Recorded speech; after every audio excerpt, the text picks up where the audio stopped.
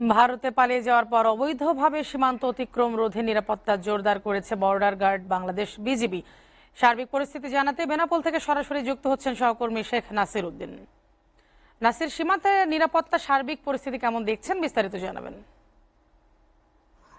জি রূপানুর, আপনাকে ধন্যবাদ। আসলে আওয়ামী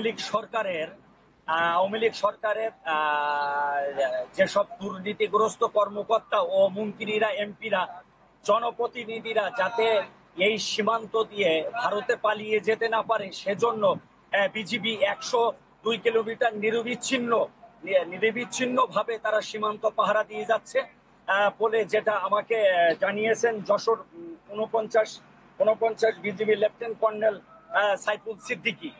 আর আপনাকে বলি যে আসলে বেনাপোল এই সীমান্তটা আসলে খুবই স্পর্শকাতর। এই সীমান্তে কুটখালী, রঘুনাথপুর, ঘিবা, বেনাপোল, শিকারপুর বিভিন্ন সীমান্ত দিয়ে অতীতেও আসলে জনপ্রতিনিধিরা ভারতে পালিয়ে যাওয়ার রেকর্ড আছে।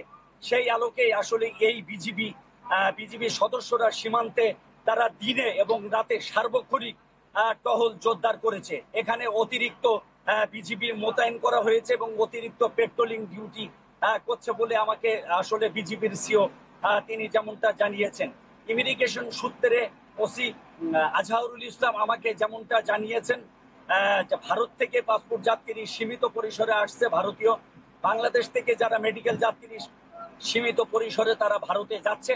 তবে টুরিস্টের যাত্রীর ক্ষেত্রে ডিজিএফআই, এনএসআই, ভিসা ভেরিফিকেশন এগুলো তদন্ত করে যাত্রী যাওয়া হচ্ছে বলে জানায়। তবে এই মুহূর্তে বাংলাদেশ থেকে ইমিগ্রেশনে টুরিস্ট যাত্রীর একটু ভিড় এবং সেগুলো যাচাই বাছাই করা হচ্ছে, তারপরে তারা যেতে পারছে। এই ছিল সর্বশেষ বেনাপোল থেকে।